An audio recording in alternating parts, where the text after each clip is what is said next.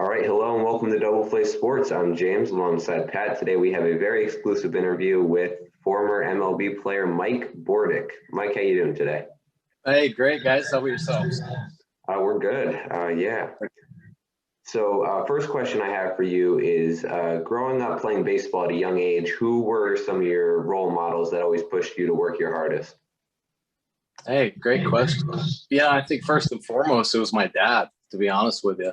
And we kind of ended up having a love-hate relationship, I guess, through coaching. And I think probably a lot of kids can relate to that in the sense that, yeah, I was so appreciative of my dad actually teaching me the game of baseball. But then when he became my coach, he was like always on me, just wearing me down to the point that ultimately I ended up really not liking him for a little while. And of course, then I got to play high school and stuff. But he definitely laid the foundation. He was certainly my inspiration as a kid to play the game and really all sports. So, yeah, him first and foremost. So, after growing up in Maine, you attended college at the University of Maine. When did you realize how you stacked up against the competition from the rest of the country and thought you could really make it? Yeah, well, another really good question. So, yeah, I went to high school actually in Maine. My dad was in the Air Force, so we traveled around a lot, which I don't know whether or not that had a big influence on me, but I think it did kind of harden me to a point. And but it also kind of let me kind of experience different parts of, the United States, different communities, learning how to deal with different kids. So I think that helped me. But I was really still just naive, I think, about sports in general. I always played seasonal sport. So baseball season, I was on. When football season came around, threw the glove in the closet. Now I was playing football and I wanted to, be the best at football. And then, up until high school, when the winter came around, it was basketball. So there was always a sport. I was always competitive, but I never knew how to really stack myself up until I actually got to college and then to see just a more focused on one sport type of attitude, which I think should be the right kind of progression anyway. I think all kids should play as many sports as they can, really. I think the focus, unfortunately, has gotten a little bit too early. Of course, that's another little rabbit hole we might want to talk about some other time. But anyway, when I got to college, I realized, wow, this is what, guys that care about what they do every day, this is how it looks. Still pretty naive. And I think my freshman year, I got to see some of the best college players in the country. Absolutely knew I had a lot of work to do. So I don't know. I guess it wasn't until my junior year in college that I thought I could, I don't know. I feel like I'm just as good as some of the guys that are getting drafted. So yeah, probably my junior year. So after a really good showing in the Cape Cod League in 1986, you were signed by the Oakland Athletics as an amateur free agent. What mindset do you have to keep when that comes up? Because there's not a ton of undrafted players that ever are able to make it to the pros. Yeah. And, I didn't tear it up by any means at Cape Cod. I was so lucky to get a chance to play there. One of my teammates, Craig Biggio, he and I started that season off hitting, we were struggling to hit over 200. It's our first wood bat league. Talent, the competition was incredible. Right. So I just happened to put together a pretty good weekend of baseball, made some nice plays defensively. And JP Ricciardi, who was a regional scout at that time, approached me. And JP Ricciardi has become and has been, in the administrative part of baseball as a GM, assistant GM for pretty much the next, I guess, 30 years of his life after becoming being that regional scout. But anyway, he took a chance, asked me if I wanted to sign, gave me really a 24-hour window. I made some phone calls. It was more like, for me, chase your dream. They gave me an opportunity to get that final year of college under my belt. I ended up not doing that until 2006, but I did end up doing it, go back and get my degree in college, which I think all kids should do. Great experience. And then you always got that, of course, under your belt as another accomplishment, I think. So feel good about that. Anyway, I decided to chase my dream and go take that chance. And like I said, I think after my junior year, seeing some of the best players in the country, we got the chance to go to the College World Series again. I went 2 times in my collegiate career. So I really saw the best players, the guys that got drafted. And I thought, why not? I'm not that far off. I can get stronger. I can do some things. And I took my chance. And I found out, when you become a professional, it's more just a mental test. It really is. I think talents are pretty similar in some cases. I think there are superstar players that just have this incredible God-given baseball ability, but ultimately, even those guys, it comes down to your work ethic. It comes down to that every day trying to be better. And I think in a lot of cases, I had that maybe over some other people, just a little bit more mental edge. And it might have been part of my upbringing, being in that Air Force kind of, an Army brat kind of kid coming through and having to go through a lot of tough times as a kid, moving, every other year. So, I just think, I just kind of had that mental edge over some guys, and then took advantage of that and was able to stay consistent with that throughout my career. Yeah. So after a few seasons in the A's farm system, you got to see your first time in the majors in 1990. What was the feeling stepping on a major league field for the first time? Wow, man. I want to tell you something. Pretty amazing. It really was. I had a taste of a couple big league spring trainings. And then in 1990, I don't know if you guys remember, but a little throwbacks in baseball history, it was the year that the owners actually locked the players out of spring training. So while we were waiting, the players waiting at home for the owners to actually unlock the gates and let us back in to play, because, owners of players were always going back and forth at each other. They decided, okay, we'll open the gates up and we will let you guys keep 2 more players on your roster. And I was one of the 2 guys. It was me and a left-handed pitcher named Dave Otto.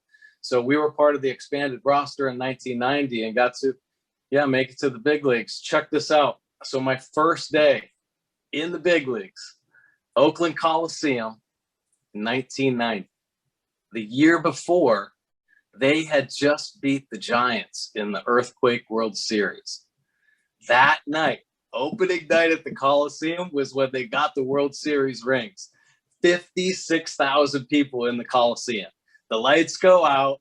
They start showing highlights. They hand out the rings to, listen to these names now, Ricky Henderson, Jose Canseco, Mark McGuire, Bob Welch, Dennis Eckersley, Dave Stewart, Carney Lansford. The list goes on and on. These unbelievable players, and I'm standing on the third base line. My knees are shaking. I just can't even believe it. Thank God I didn't play for like another week, because it took me that long to just recover from that. That was so emotional and awesome. Yeah, I loved every second of it. So then, once your career got underway, in 1992, you had a phenomenal season, hitting .300 as the Athletics' full-time shortstop. The early 1990s Athletics featured some of baseball's best at the time. Who was the biggest locker room presence on that team? Wow, man, oh man. I think Tony La Russa, in my opinion, first and foremost, was a great leader for that team. And I think he falls right in that same category of Tommy Lasorda, all the great Hall of Fame managers, Joe Torre, in the sense that they had great teams, okay? It isn't not easy to win with great teams. You have to somehow find a way to manage these players, keep everybody on the same page. So I think Tony La Russa really had great control of these superstar players. Carney Lansford was truly the team captain. He kept everybody in check. I saw him, one time challenge Ricky Henderson, Hall of Famer, say, hey, man, you're just not doing it right now. You got to start picking yourself up a little bit. And it really challenged them, So that kind of stuff, I think, was great, which in turn helped Tony La Russa, because when a manager has to kind of police players, that's when there are problems. You really need a solid nucleus of leaders to really keep players in check, because players ultimately follow their peers. They see what their peers do. If their peers are doing it the right way, then they're going to have success. If not, then it's going to be an up and down tough season. But Carney Lancer, definitely the leader, the true leader. But Dave Stewart was an awesome leader. Bob Welch. I think really everybody led by example. Walt Weiss and Mike Gallego were the middle infielders, and those were the guys that I really focused on, and they helped me tremendously. So after the 1996 season, you signed with the Baltimore Orioles to be their shortstop, as Cal Ripken Jr. ended up moving to third. What was the pressure like having to replace one of the greatest ever at his own position? Yeah, it wasn't easy, and I think, but I did a lot of soul searching. I think Cal kind of, I'm not going to say he gave me a blessing, but I did talk to Cal, and he said, ultimately, you have to do what's best for your family. And at that time, I really thought that was the best thing, to get back to the East Coast. My family's from Maine.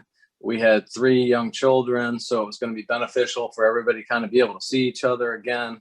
Time in Oakland had kind of changed from that early dynasty with Tony La Russa. He went off to St. Louis. He took McGuire with him.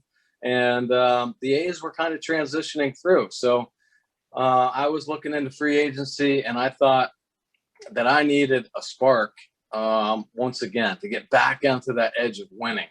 And the Orioles had won in 96. And then I thought they were poised to have a dynasty through the 90s. I mean, they had, talk about the A's having a list of Hall of Famers. So how about Cal Ripken, Roberto Alomar, Mike Mussina, Rafael Palmeiro, Brady Anderson. The list goes on and on. We brought Eric Davis in, Jimmy Key. I mean, I'm talking about incredible, just grizzled veterans that knew how to win, and that's all they wanted to do. And in 97, when I came over, just to kind of jump a beat, we went wire to wire. We were the best team in baseball. And unfortunately, the Indians outplayed us in that series. But that 97 season was incredible. I was so fortunate to be a part of it. And it was really just what I wanted.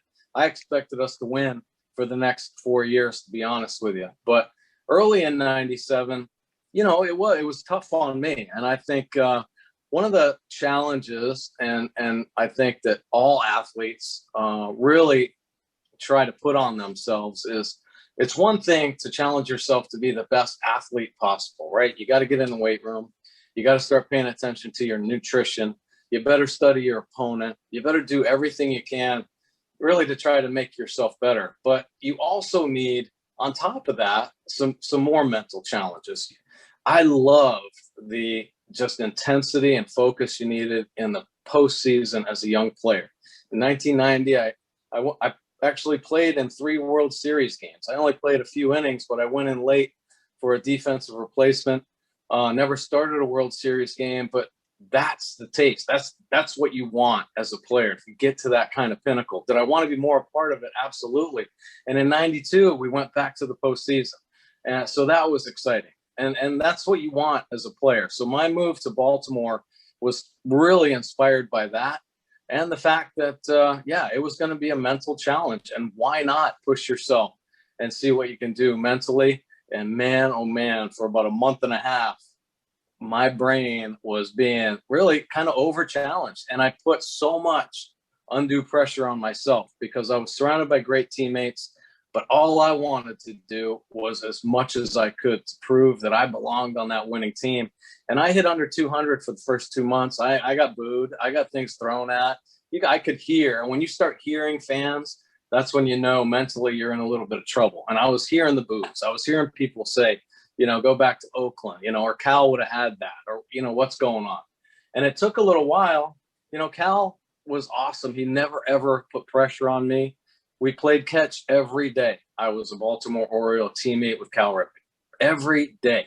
So he made me feel comfortable. We always talked shop, talked about pitchers. So 97, I felt it all. I felt the pressure I put on myself. I felt this, winning the American League East and then winning again against the Mariners. So, that taste of victory, the ups and downs, but that team in and of itself was awesome. Great guys, great competitors. And we, to this day, I think the best team in baseball in 97. Yeah. So you got off to like a red hot start in 2000 and finished the season with a career high 20 home runs, along with batting 285. You were named as a 2000 MLB All-Star, which featured 17 Hall of Famers and countless other incredible players. What was it like to share the clubhouse with some of these generational talents? Yeah, that was pretty cool. I think, every player, if they're able to stay healthy, I think playing baseball and they do things the right way as far as their work ethic, you might get a career year. And that was certainly my career year. I mean, I hit 300, you mentioned it, in 1992. But as far as putting everything together, finally figuring out how to get the barrel out in front, make more consistent contact on the pull side. My hitting career, I could really write a book about, and I may one day. I had so many different hitting coaches and so many different kind of philosophies thrown at me that I could kind of, I could deal with everything really. And it wasn't until I met Terry Crowley when I got to the Orioles that really helped me learn how to hit the inside pitch and get to it the right way, changed my whole game, found that power stroke. And unfortunately, I was probably 34 or 35 at that time. So I was at the other side of my career, to say the least, but I had my best offensive year. And then a couple injuries, so I think a lot of that came from an overall, first, the knowledge of hitting, working with Terry Crowley. Offensively, I got better and better until I really peaked there in 2000. And I think if I would have stayed with the Orioles and not gotten traded to the Mets, I probably would have hit a lot more home runs just because of the mental side of that thing. I appreciated being traded and having a chance to win, be on a winning team again. I certainly love that. I love that thrill going through the postseason. Going through the end of the season to clinch was incredible. But sometimes when you change, there's that mental part of the game comes in again. Plus the fact that Shea Stadium was a lot bigger than Camden Yards, man. It took a lot to get it out of that one. And my first at bat at Shea Stadium, I hit a home run. But man, there wasn't much coming with power after that. That was a tough place to hit the long ball. So on July 28th in 2000, you were traded to the eventual NL pennant winner, New York Mets. What was the experience like, being traded for the first time? I always said that, I wanted to experience everything the game had to offer. And being traded is definitely one of those things. And in that year, unfortunately, the Orioles had not lived up to expectations for 3 years. And the Orioles were making a move. They were trying to, in the rebuilding phase, and they got rid of a lot of veteran players. And I was one of, I think, 7 or 8 that got traded that year. And I tried to look at it with the glass definitely half full. An opportunity to go to the postseason is what I think we all play for. Yeah, there's a comfort and a great feeling when you're part of a community. I love that. I felt that when I was with the A's. I definitely felt that when I was with the Orioles because I lived there and I still do. And then it's tough because you want to feel like you were there from the finish or a start to the finish. So that was, I felt good about being a part of the team. Being traded over there made you feel good because they felt like I was needed to help get them there. And I think in some aspects I was, but they had incredible players, man. Piazza, Robin Ventura, Alfonso, just studs, man, all over, and a great group of young players. The pitching was fantastic with Leiter and all those dudes. So incredible team. It was so much fun to be a part of that and make that run. But, I think players, sometimes just that trade part of it, going through the ups and downs of the game, that's it. It's just such a mental challenge. It's unbelievable how some guys thrive in those situations and find ways to relax. Some guys put a lot of pressure on themselves. And I was one of those guys. I always just felt like I had to work hard. I had to keep going. And until I could find ways to internally just make myself relax, that's when I got the most out of my ability. So arguably the strongest aspect of your career of your game was your defense. You hold an MLB record for most consecutive errorless games at shortstop with 110. Was there a player you tried to model or looked up to when you were playing defense? Well, yeah. Rick Burleson was somebody that I followed as a player when I went, we moved to Maine. I actually lived in New Hampshire prior to moving to Maine. So when you live in New England, you're forced to be a Red Sox fan. You're forced to be a Patriots fan. That's all they have on TV. NESN, New England Sports Network. So, you're confined to the New England teams, which wasn't a problem because, of course, New England sports are really good too. But I followed Rick Burleson. I love Jim Rice, Dwight Evans, all those great famous Red Sox players back in the day. That was kind of my era. Carl Yastrzemski was just coming out, and those players were in Fisk and stuff. But I liked watching Burleson because he had a fiery attitude. I didn't really notice much of his, fundamentals or anything like that. I just knew that he was always in the middle of a lot of stuff. He had a cannon for an arm back then, and he was fun to watch. And then, wouldn't you know, one day he was my hitting coach with the A's. It was 91. So that was a great thrill of mine. But when I went to Oakland, when I got to practice with Walt Weiss and play with Walt Weiss for a couple of years, he completely changed my life. Watching him play and just talking to him about defense and the importance of your legs and how your feet take you to where you want to go. They get you, if you get into your legs properly, your eyes can get behind the baseball. So I always watched him like a hawk. And to this day, I feel like Walt Weiss might have been the most underrated defensive shortstop in the history of the game. Just an incredible athlete. I mean, the guy, he's like the Karate Kid too. I mean, he's a wrestler and stuff. So incredible body control. And he showed that on the field every night he played. It just unbelievable. So, he was a guy I really tried to emulate. I tried to do things he did with his feet, how he positioned himself, how he got up off the ground. I don't know that I could ever quite get like him, but and I think I found my little niche in that, just trying to be as consistent and fundamentally sound as possible. And it took a long time to really hone that in. But I think when any player kind of takes pride in what they do and they're able to work at it consistently over and over again, after a number of reps, you start seeing things differently. The game slows down to some degree. You see that a lot offensively with players nowadays. It's like Nelson Cruz is the best right-handed hitter in the game. He's 40-something years old. He's had so many reps.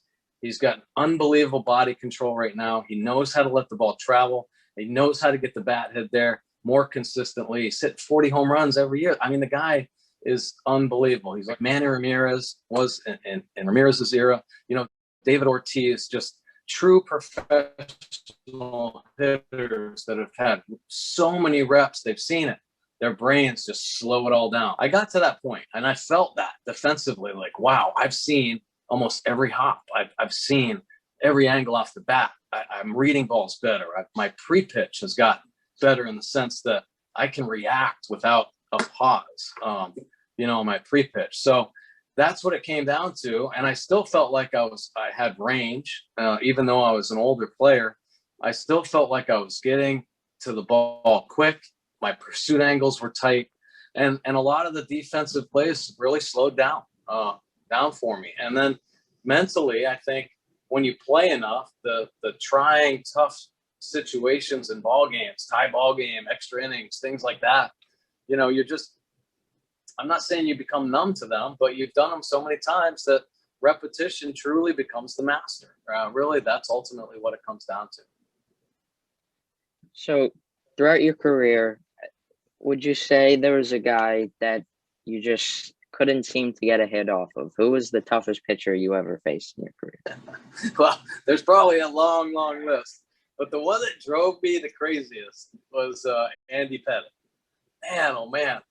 And I had my good years and bad years off lefties, but for some reason, Andy Pettitte he knew how to pitch to me. And he basically, the pitch that got me was his cutter. And I don't know, I just could never get the barrel on his cutter. It also seemed like Joe Girardi was behind the plate because they were in my head so bad. I remember one of the most embarrassing, I had a few embarrassing moments too, but falling down at Yankee Stadium, trying to swing and hit the Andy Pettitte cutter, that he just manipulated again, just enough to keep it off my barrel and falling right down at Yankee Stadium. You know, I wanted to just turn around and punch Girardi because I could hear him laughing, you know, like, you fool, you're never going to be able to make this adjustment. And I honestly, I don't know how many at-bats off him, but I feel like I may have gotten one hit, and it may have been like a broken bat, right? You know, off the label, but just going over his head or something like that. He had my number, and he knew it. So after retiring, after the 2003 season, you got to coach for the Blue Jays and the Orioles. What's the best advice that you can give to a young player? Wow. Well, first of all, there are no shortcuts. Preparation is certainly the key. I think I probably have a long list of advice, to be honest with you.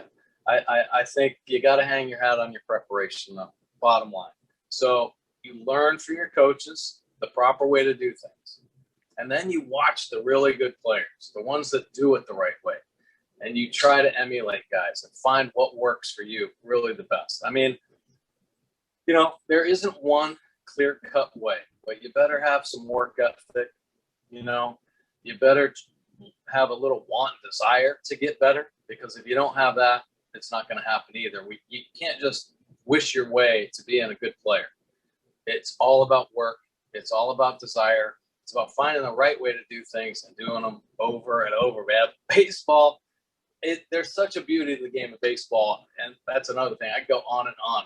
But there's also an incredible monotony that you have to do the same thing over and over and over again. And when you lock into that and your focus becomes really pinpoint, that's being a pro, you know. And I don't know that kids should try to do that. I think there's definitely a way to go about it, right? I think there's a process to success in the game of baseball. First and foremost, this is my advice that as I round it out, have fun. As a young player, if you don't have fun, it ain't going to work. You got to like the game. You got to love the game to work at it. As a young player, love it. Enjoy it. Appreciate the game and just go play, man. Who cares? Just go play. Turn out the coaches that are screaming at you, get in front of the ball. If you are under 10 years old, you better be having fun. That's it. Period. Yeah. So, since 2012, you've been a broadcaster for the Orioles. What has that been experienced like? Oh, incredible. You know, I talked about how lucky I was and am as a player to have played with so many Hall of Famers. How about being able to broadcast a game with Gary Thorne? How about being able to have a partner with Jim Palmer, Hall of Famer, both Hall of Famers. Jim Hunter, who was signed in '97 with the Orioles, same time I did. So we are great friends coming up through. Joe Angel, Fred Manfred. These guys are all just Hall of Fame voices and incredible teammates of mine that helped teach me, guys I tried to learn from, and also guys I tried to emulate. Just, I think, watching them go about their business. These guys don't show up at a game at 7 o'clock at night and all of a sudden have a magic voice and know exactly what they're talking about. They get there at 3 p.m. They start their preparation. They talk to players. They talk to coaches. And they go up in the booth and they're just writing and learning and trying to get storylines and things like that. It's unbelievable. And for me, just so something that I just latched onto. I love this. Let's work at it. And watching the best in the business work at it helped me tremendously.